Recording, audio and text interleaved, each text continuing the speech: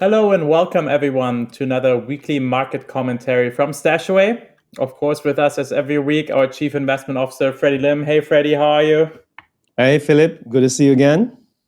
Good to see you as well. Freddy, we got more than 10 questions from last week. So I know we usually do like a little bit of a market update first, but we wanted to make sure that we get to as many as possible today, right? Because we got a lot of interaction. I think also had some to do with the Bitcoin topic we discussed, which we'll get into here in a second. But in terms of markets, I think we both agree. We did a little bit of talking beforehand, before this recording. Not much has happened in the markets, right? Or like notable news. Obviously, in the US, we do have the power outages due to the snowstorms in the Midwest and especially in Texas. So, but these are like very temporary, very close events. So we all hearing about them probably. Not much impact on markets either. So markets have been pretty stable throughout the week already. So what we do is we focus today on the questions because I think they cover a lot of topics anyways that we want to talk about. So Freddie, let's get right started. First one was from Ritz. So thank you, Ritz, for your question. It's are there any other types of portfolio insurance besides gold? I think that's a great question, as usual. Thank you, Ritz. And also, particularly when everything is going up and people simply couldn't even think about reasons why anything would go down anymore. This is a time to think about risk management. So, great question.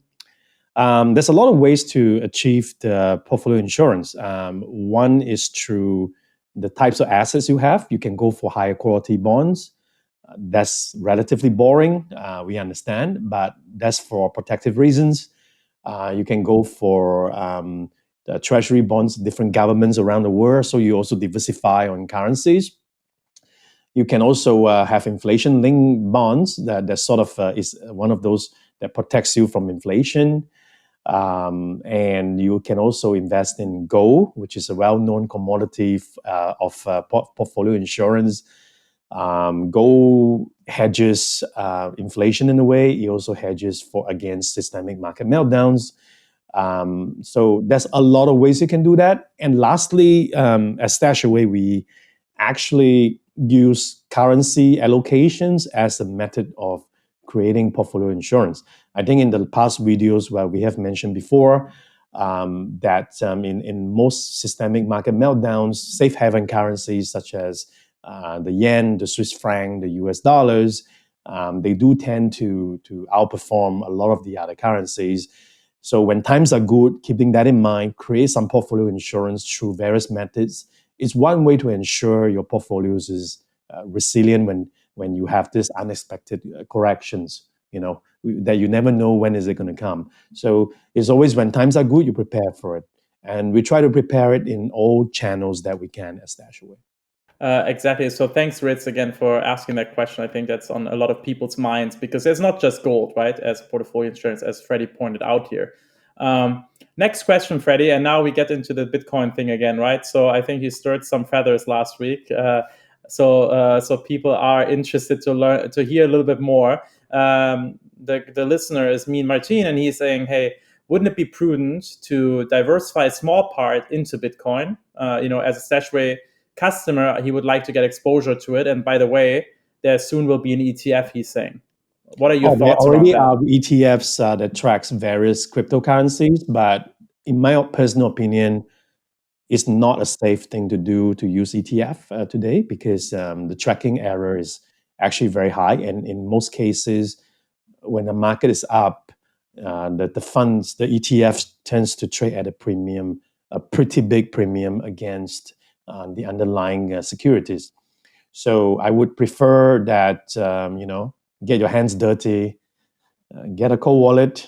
If you don't, you can always use a cryptocurrency exchange. The only problem with cryptocurrency exchanges is that they generally are, except for the ones in US, they generally are in jurisdiction that's less transparent in terms of regulations. So do read up on that. But why only Bitcoin? Why not more coins? And why not blockchain? Right? So the cryptocurrencies are interesting invention, but the ultimate goal is to power transactions and processing of information on the blockchain. So there are also a lot of there are ETFs emerging on the blockchain side that should also diversify your future. So it's not about whether the price goes up or not. It's also about whether you are invested in how the blockchain technology change societies or not in the future. So diversify way more than that. It's not just about Bitcoin. Thank you, Amin Martin, for the question. Next one from WRU. Freddy, he has two different questions, so let's take them one by one because I think they're both super interesting. First one is, he would like to ask how or what steps StashAway is taking to prevent or reduce the effect of asset bubbles. Well, that's a great question again. I'm glad you asked because it's easy to forget that risk management aspect when everything is up. Well, the first of all, the key pillar for StashAway is at the beginning of investing, we try to create portfolio insurance. So this relates to risk questions. On day one, we created that through all the channels we mentioned, through bond holding that's diversified across different countries, through quality in bond holdings, through inflation-linked bonds, through gold, through this implied exposure to safe haven currencies.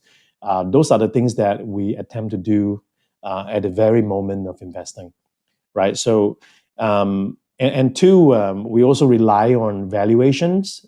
So in a way, every asset class, we sort of compares valuation against its fundamental fair value implied by economic factors, implied by interest rate factors as well. So that when things are getting a bit frothy, we attempt to sort of re-optimize the portfolio in search for another asset class that gives you similar exposure, but at a lesser valuations. So if it's not possible, then we tend to use other asset classes anyway to create protection, right? So in general, it's all of the above.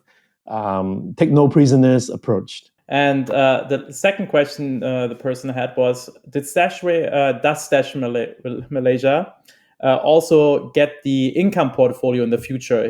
The person saw that this is a feature that we offer in Singapore, right? Freddy, are you foreseeing this being offered in Malaysia in the future? Okay, I'm not quite get the question, but we do have a Singapore income portfolio. It's called Singapore income portfolio because it's only invested in onshore Singapore asset classes. Would we have a Malaysian version in the future? We hope so. It does take time to work on it. It's a very different market structure.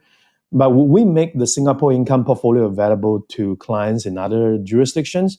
That's something that we would like to do over time. So stay tuned with that. Would we offer a global version of income?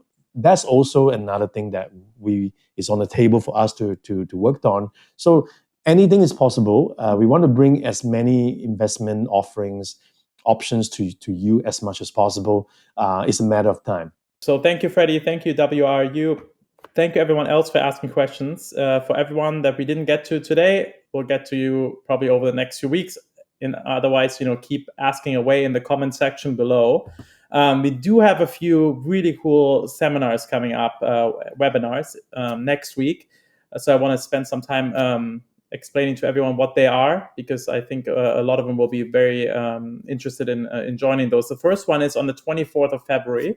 It's actually for the Singapore audience. We have a joint event between Spenmo and StashAway, and it's called Spending Efficiently and Investing in New Employees. So if you work for a company in HR or in a leadership position in any company, or you own a company, this will be a very, very great event to learn more about spending efficiently as well as investing in your employees. So that's 24th of February during lunchtime, so from 12 noon to 1 p.m. You can sign up. Link is in the show notes below. In Malaysia, on the same day, from 6 to 7 p.m., 24th of February, we have our Personal Finance Basic webinar. So again, you can sign up for that as well in the show notes. There's a link.